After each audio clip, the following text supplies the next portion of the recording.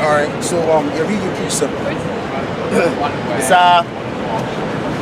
St. John 5:39, and it says, search the scriptures, for in them you think you have eternal life. Right, and that's a beautiful scripture. So that's what we gotta do. You can't go by what some vicar say, or some pastor say, or some clergyman say, or some pope, some pedophile pope say. Because we know, based on the scriptures, and we know based on how what they're preaching has nothing to do with the Lord whatsoever, and the Lord ain't dealing with them. And also, including two or a multiple of different guys that are going up against us, the Lord ain't dealing with them also. Okay? They can't even bring out scriptures the right way to convey their point. We can convey our point very well by using these scriptures. Hey man, it takes forever to just bring out a scripture. And then if they do bring out a scripture, they gotta interpret it their own way. Because they don't know the scriptures like that. We don't gotta interpret it that way. All we gotta do, we gotta interpret, but we don't interpret it to fit us, to fit our, our belief system. All right, we just interpret it as it is written. Okay, and that's also commanded by the prophets to do as well. Go on. They are they which testify of me. All right. It's Isaiah 29 and 13. It says, wherefore Yahweh said, for as much as these people draw near me with their mouth and with their lips to honor me, but have removed their heart far from me, and their fear toward me is taught by the precept of men. Right. It is taught. That's it. It is taught by the precept of men. Christianity is based on the precept and the traditions of men. Right. That's all it is, man. It ain't of the Most High. The Lord ain't dealing with that. Because if the Lord was dealing with it, you wouldn't have so much adultery being committed. Okay, and you wouldn't have women going up inside those damn churches, signing up to get divorced, which that goes against the scriptures. Okay, so the Lord ain't dealing with these old dilapidated, burned down, infiltrated churches, these whorehouses. The Lord ain't dealing with that, man. Go on, man. It's Mark 7 and 6, and it says, answered and said unto them, whereof Isaiah the prophet said of you hypocrites, as it is written, these people honoreth me with their lips, but their heart is far from me. Right, and that's our people, because our people have bent over on the churches, man. They took the rod of them behind by those philosophers, metaphorically speaking. Okay? Now that might have been a graphic metaphor, but hey, that's what it is. That's the only metaphor that I can come with on my mind right now, but our people have taken the shadow or the false philosophies that Esau is bringing out. And that's why they believe that Caesar, that's why they believe this guy here, that he's the savior, and if he's the savior, then the so-called Europeans are going to be the people of the Most High. That's how our people are thinking still to this very day in 2018. And they don't even realize that they're a bunch of devils, man. Okay, and the reason why they don't know that, because the Lord got them blinded based on their sleep. You can read that in Isaiah the 6th chapter. Go on. Okay, you finish that. Howbeit in vain do they worship me, teaching for doctrine the commandments of men. Right, teaches for doctrines and the commandments of men. Christianity is a commandment and traditions of men. Go on. For laying aside the commandments of the Most High, you hold fast the traditions of men. You hold fast the traditions of men. Oh, Jesus, he was born, he had an immaculate conception. Jesus Christ, God created all people. So that means he's going to come to save all people. That's the traditions of men. Okay, the Lord will bring you back to him no matter what race you are or whatever. That's what they say. That's what the Christians believe. Hey, you could be a cross-dresser and they will say you be saved. So basically, Christianity is a free for all. You can do whatever you want to do. You feel like putting on some lipstick, going to church, they will let you in the church. As they say, we're gonna accept you as you are. That's what these pastors are up to. You bring up love thy neighbor to justify it. Right. Love thy neighbor, right. Justify it. To justify the wickedness. So the Lord is dealing with them. And quite frankly, they would have a discipline in their church, but they don't. Go on. As the Lord, washing of I don't cut you, brother, because the Lord deals with discipline. That's why you have the 12 disciples. Okay, that's why we're known as disciples. Go on. as the washing of pots and cups and many other such like things ye do. And he said unto them, full well you reject the commandments of the Most High, that ye may keep your own traditions. Right, that you may keep your own traditions. See that? So they were keeping their own traditions. Like these bug outs out here that's calling themselves, and I don't mean these people, I'm talking about the two sidekick buddies. You know, what's the guy's name? Whole Cap Alone and his other guys out there. They're keeping the traditions of men and they trying to use that shenanigans to oppose the doctrine. You can't do that. Somebody give me Acts the 5th chapter, the 39th verse, who you got? Because you're not going to shut this doctrine down. Everybody in their grandmother's tried to shut this doctrine down and they failed miserably. Every last one of them. So I wonder why that is. Let's find out why that is. Give me Acts 5 and 39, brother. It's Acts 5 and 38, and it says, and now I say unto you, refrain from these men and let them alone. For if this counsel or this work be of men, right, it shall come to naught. Right, so it says if this counsel and this thing shall be of men, that it shall come to naught. There's been many guys that have told us, you guys ain't gonna be out there no more, or you guys ain't gonna be out there any longer. And even certain guys were saying that to the apostles. You ain't gonna be in New York around this time, you're not gonna be on the streets no more. But we've been on the streets for years now, since that's being said. So I wonder why this doctrine is being influenced on a higher level, or being evaporated. Why? Because the Lord is dealing with it. They go. But if it be of the Most High, you cannot overthrow it. Right, you cannot overthrow it. Go on. Lest happily it be found even to fight against the Most High. Lest happily he be found happening to fight against the Most High.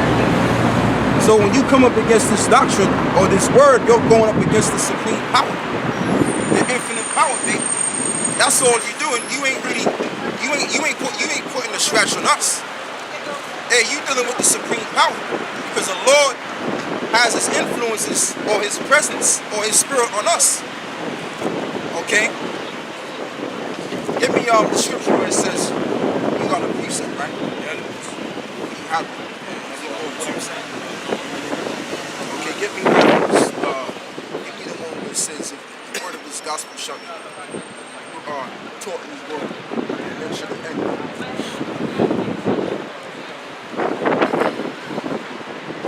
This is Matthew's, chapter 24,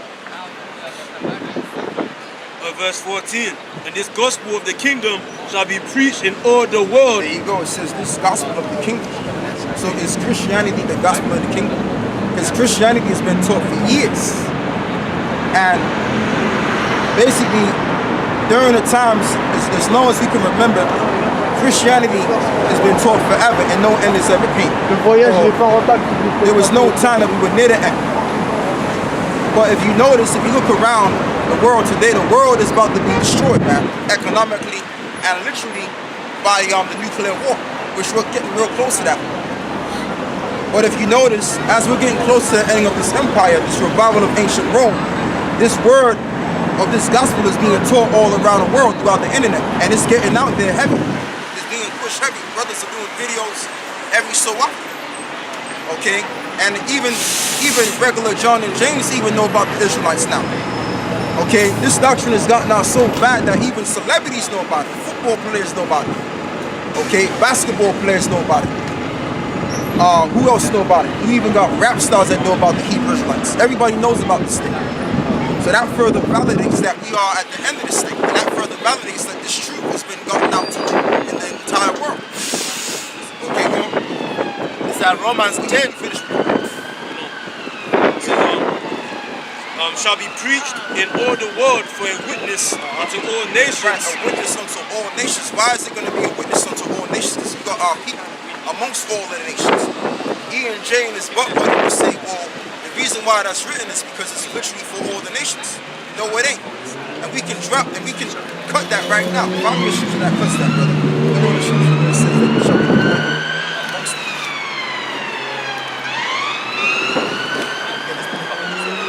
Okay, read that. It's Romans 10 and 18, and it says, but I say, have they not heard? Yes, verily, their sound. But I say, have they not heard? Yes, verily, their sound went into all the earth, Right, their sound went into all the earth. Go on.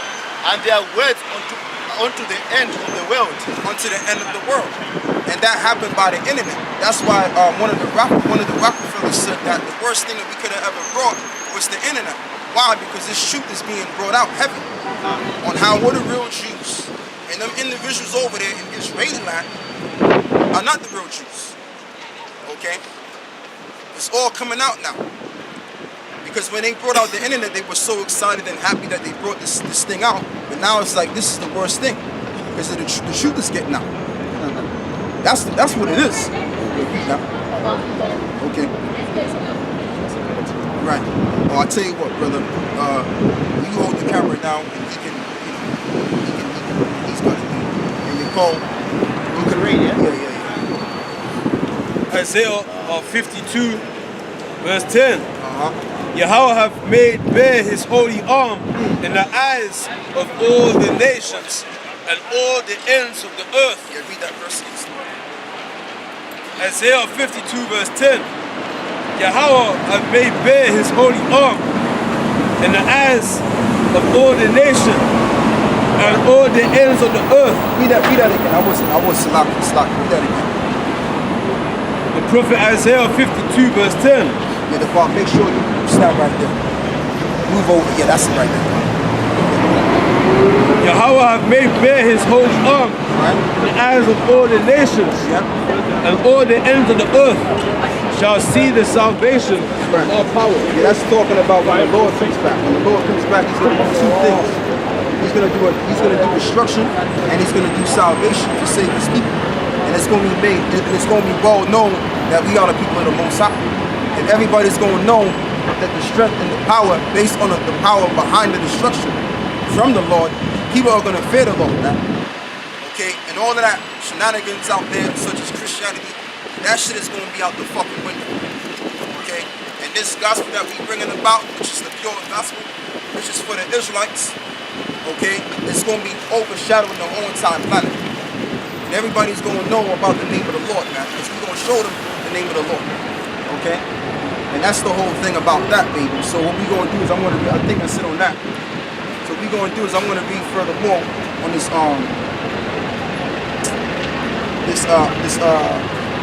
website here. So it says, from the verses we have looked at, you can clearly see that the established body of Christians would be infiltrated and deceived by false ideas. History shows that the early church has changed and stands on core doctrines quite early on. This changed, corrupted church soon became political under the name of the Catholic Church.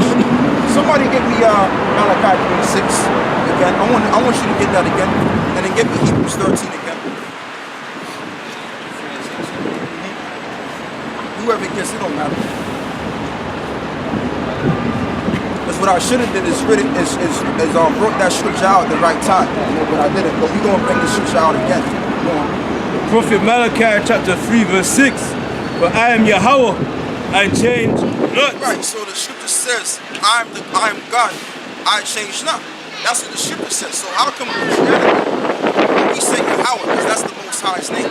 Okay? So how come it says right here, it says, history shows that the early church changed its stance on core doctrines quite early on. Why was Christian changing its doctrine up? To suit the people. But the Most High said he changed not. So in order for you to say that you are a man of the Lord or you are a pastor of the Lord, hey, guess what? You got to keep the doctrine as it is. And it tells you in Revelation the 22nd chapter, it says, if any man add and take away from the prophecy of this book, they shall receive the plagues that are written therein, man. And their name shall be taken out of the holy city. That's what it says. Okay? And that's Christianity in a nutshell. They've taken the gospel, redefined it, and put their little spin on it. That's adding into the book. Okay? So let's get this. So it says, in the name of the Catholic Church, many splits off from this mother church has occurred, but most these daughters adopted the already changed and corrupted doctrine of their mother. And the mother's talking about the Roman Catholic Church. It says the historian Edward Gibbon, in the 15th chapter of his decline and the fall of the Roman Empire, tells of how the original beliefs of the early Christians were changed over the course of time. Go on. This is Judith chapter 8 verse 16. Do not bind the counsels of the Lord our power. Right. For the Most High is not as man that he may be threatened, neither is he as the Son of Man that he should be wavering. Right. Yeah, so the Most High is not wavering. Right. That's it. So don't change. It's constant. That means if the Most High change, that must mean he makes mistakes. Right. No, that means, oh, whoops. Shouldn't have did that. You know, That's right. You know, And that's what it is, man. So the Lord ain't wavering to and fro. Oh, we're gonna change it up now. Oh yeah. Because there used to be stories, like Esau stories where he says, like apparently the gods used to make, like at first they made man made from stones or whatever, but it was not perfect, so they destroyed them and then made them up again in, with different elements. Right. And then today's period that he made man with flesh or whatever. Right. And then now the planet Nibiru is coming to destroy us because we're not perfect again. They gotta recreate us again. Esau's BS anyway, man. Right. That's just all bullshit. That's what that is. Go on. James 1 verse 17.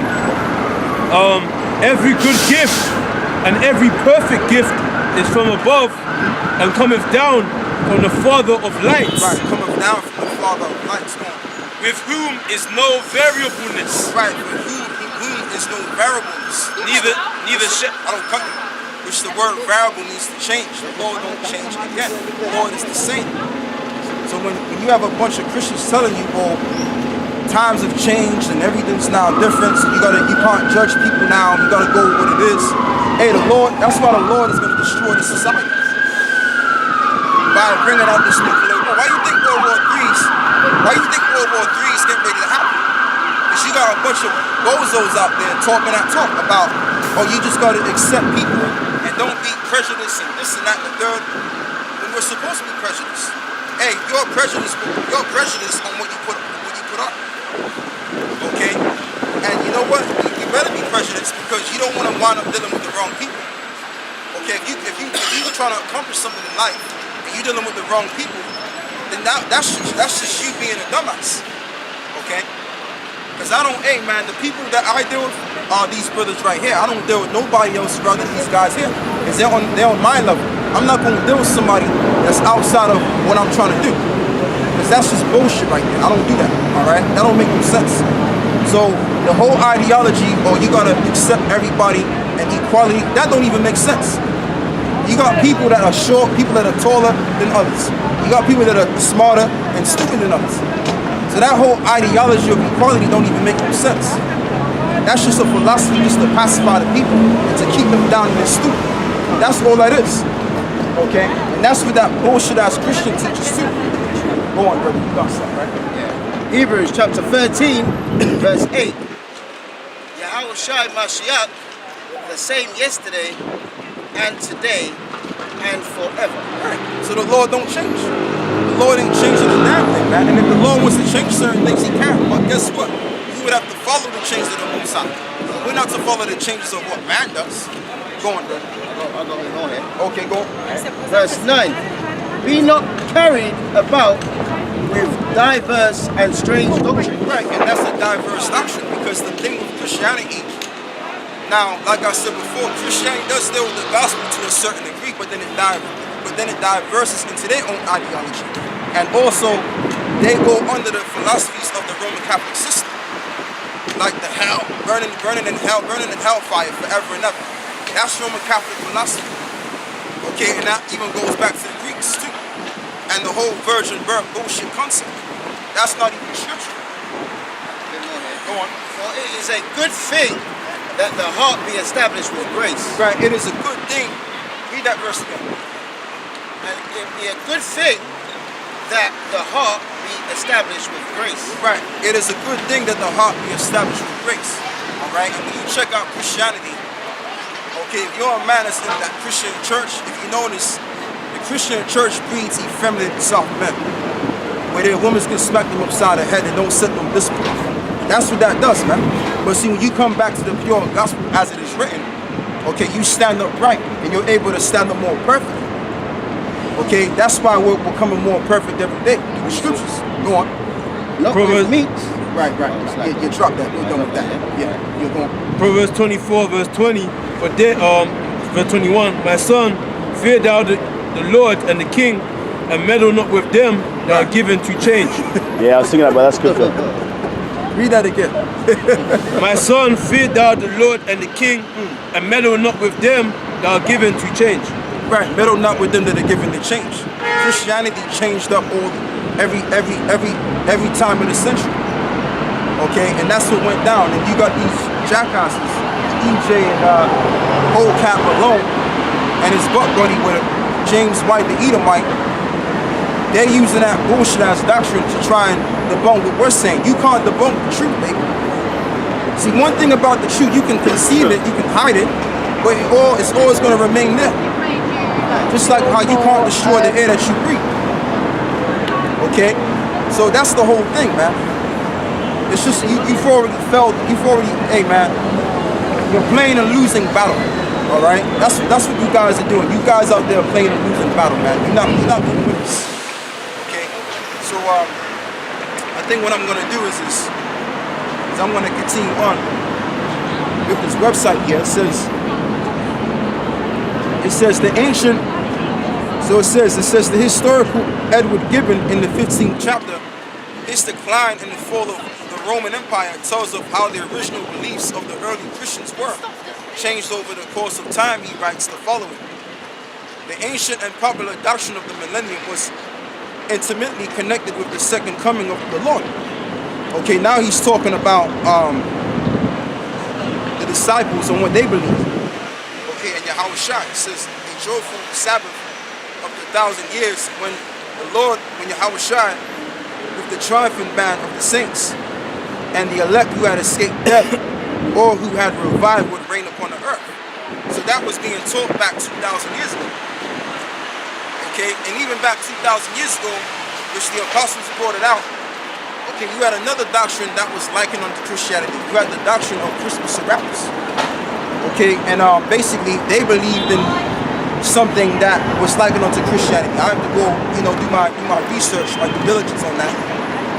But they had a doctrine likened unto Christianity, but it had nothing to do with the gospel that was being taught by the disciples of Paul. Okay, so it says, with the triumphing band of the saints. That's how I've heard that already. It says, so the early believers' hope, as outlined in the Bible more here, was that Jesus was to return to the earth to set up a kingdom. And we still believe that. Okay? We still believe that. It says, believers were to reign with him on earth for 1,000 years. And that's in Revelation the 20th chapter. I believe it's the 4th verse. So it says, this belief changed. A core doctrine which most churches adopted was that men have an immortal soul. So they've changed it now into something different. All right, because when they read Revelations 20, where it speaks about how we should rule for 1,000 years, there was a certain doctrine that they switched up. Okay, so like there was a philosophy that they've stuck on that particular scripture because they didn't really understand it. Yeah. So they said, well, you know what? What we're gonna do is we're gonna say, look, the Most High is gonna make men immortal and they're gonna live forever and ever. Which that's gonna happen in the kingdom, but that's not gonna happen on this side. All right. So it says a core doctrine which most churches adopted was that men have immortal souls. But in a sense, they're correct on that because the spirit is immortal. The spirit don't die. So I'll give them that. I'll give them the benefit of the doubt on that regard. But when you deal with Christianity as a whole, it's been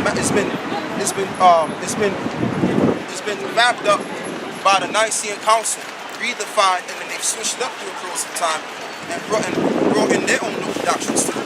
Okay? So, but let's keep going. It says that men of immortal souls they believe brought in by ancient Greek philosophy, and that upon death it floated to heaven or hell. Many churches, including the Catholic Church, it breaks off the daughters and even churches who claim to have nothing to do with the Catholic Church, such as evangelical churches, hold the same corrupted doctrine today. So now I'm going to just get to the point. Let's go to recent changes. It says many recent changes are occurring in most churches as the pressure of modern humanistic society challenge already weak churches practices and doctrines in a desperate attempt to keep up their popularity. And that's why they keep changing the doctrine around, so it can suit the people best. Alright, because back in the day, when we were all growing up Christian, you couldn't be no deacon and be a homosexual. That was unheard of. Now, you could be a drag queen, okay, you can get your sex change operation and be a deacon of the whole entire church. A homosexual. That's what's going on today. Alright, so it tells you the scriptures that the Lord has no variability. And it tells you in Hebrews the 3rd chapter that the Lord changes not. So why is Christianity changing if the Lord is dealing with Christianity? The Lord ain't dealing with that, man. Okay, Lord, you got something, right? Let me read this one. James chapter 1 verse 8. Yeah, I'm about to get hit. He's going to get the same thing as the spirit. A double-minded man is unstable in all his ways. That's right. And that's just the whole thing. That's what it all boils down to. You know, so I'm going to read some more. It says, I got something. go on. It's Sirach 27 verse 11. The discourse of a godly man is always with wisdom, but a fool changeth as the moon. Right. And the moon changes every day, man. A lunatic. Right. Lunatic. The term lunatic. Right. So basically trying to say that the Most High is a fool. He changed. Now here it is. He loves only one people. And now in the New Testament, now he just loves everybody. Everybody. Right. That don't make no sense, man. Right. That's way off the line. That's way off the line. So, it says,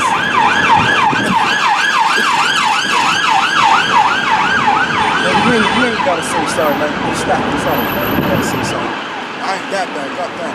Anyway, let's just read this. It says,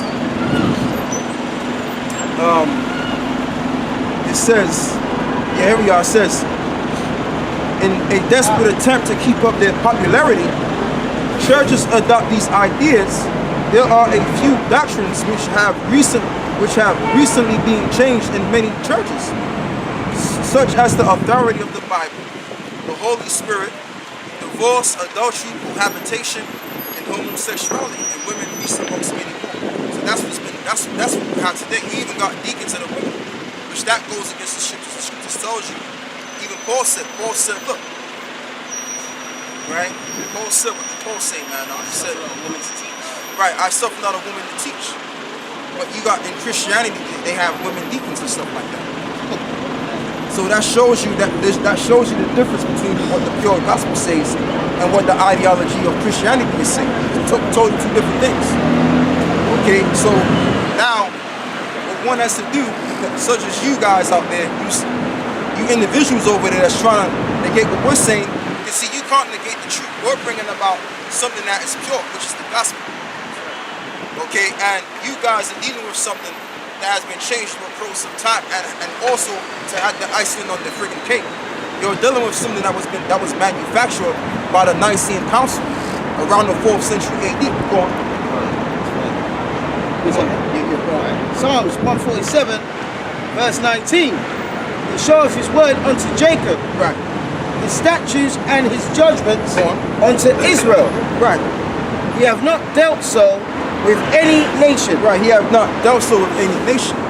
But the Christians are saying, well, you can get away with this too. You can't get away with this. Even on this side of the spectrum, they couldn't, because who woke up out of sleep, out of this low valley in this world? We woke up, and all you see right here are men of the tribes, Israelites that you see right here standing up. You don't see actual Edomites standing up in the camp. Okay, you might have certain guys that may look like Edomites, but they're Israelites. That's all you see. So the Lord was always dealing with the Israelites back then and now. That still stands now. Nothing's changed. Okay, but the Christians like to tell you, well, times have changed now because the Israelites forsook the Most High, so now the Lord made way for the actual Gentiles to be saved. So basically, that's all shenanigans, and that's why Christianity, the reason why they say that, because they can gain popularity over the people and then make large amounts of money over the people and power too. Go on. Isaiah 48 verse, let me start from verse 9, praise in verse 11. For my name's sake will I defer mine anger, and for my praise will I refrain for thee, Right. that I cut thee not off. Right, that I cut thee not off. So the Lord didn't cut off Jacob. Give me Romans 11. The Lord never cut up Jacob. Who's Jacob? The 12 tribes of Israel. The Lord never forsook them. The Lord might have gave us a little time out when you read Hosea, the first chapter, but that was about it. But He never forsook us completely and dealt with all other nations. That never happened. Go on. Behold, I have refined thee, but not with silver. I have chosen thee in the furnace of affliction. Right, I have chosen thee of the furnace of affliction. Go on. For mine own sake, even for my own sake, Right. will I do it. For how shall my name be polluted? And I will not give my glory unto another. That's it. That's right into the point. So you Christians out there, you got it all wrong, man. You don't understand the severity of what this Bible is saying. You're just going based on traditions that you've been taught since you were a little child. Okay? A little snot nose. That's what you're going by, man. But you ain't dealing with what the gospel is saying. The gospel is dealing with Israel. The Bible alone. Let's take Christianity out of your equation. And let's deal with what the gospel is saying. The gospel tells you that the Lord is only dealing with His people on the side. That's it. It's just that simple. Go on. I know it can't be that simple, but it's just that daggone simple thing. Go on, bro. Romans 11 and what? 1. Verse 1, yeah? Yep. Romans chapter 11 verse 1. I say then, have God cast away His people? Right. God forbid. Right. God forbid. The Lord never cast away the children of Israel. Who are the children of Israel? Is it those people over there in Israeli land? No. It's us. The so-called black, I ain't gonna use the term black, the so-called brown men with variations that you see on your screen here, okay, on the camera. We're the Israelites. These are the Jews. These are the Jews, okay? The Israelites. That's who the Lord has woken up. The Lord ain't waking up. The Lord didn't wake up every nation. He may have woke them up to madness, but that's just about it. The Lord never woke them up to the truth. Right, and He's not going to, because He ain't leaving. Yes, sir. Finish this, bro. I say then, if God cast away His people, God forbid. God forbid. Go on. For I also am an Israelite, Right, of the seed of Abraham, of the seed of Abraham, of the tribe of Benjamin. of the tribe of Benjamin. So why did Paul refer to Abraham? Why is that? Because he was referring to Abraham because of the covenant. You can even get that in Romans the 9th chapter. Okay. The people that are under the covenant is who the Lord is dealing with. Now, covenant is an agreement. So the Lord made an agreement unto the same people. He's going to keep that agreement. He's not going to then vary and change up that which he has made an agreement with, or who He has made an agreement with. That's why He said, like the brother read, why should I pollute my name? Because if the Lord decided to then change